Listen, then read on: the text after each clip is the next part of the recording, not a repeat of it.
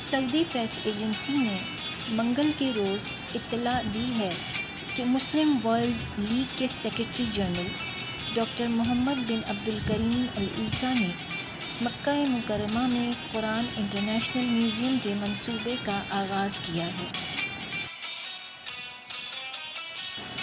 العیسیٰ، جو organization of Muslim scholars کے chairman بھی ہیں، نے کہا ہے کہ اس اقدام کا مقصد قرآن و سنت کے پیغام کو عام کرنا ہے۔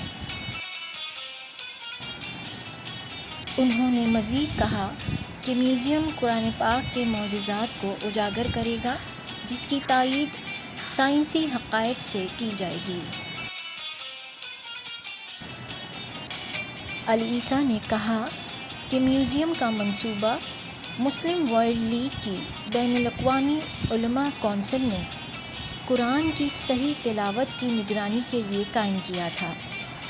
اس کا ایک مشاورتی بورڈ ہوگا جس میں مسلم دنیا کے کئی سینئر علماء شامل ہوں گے۔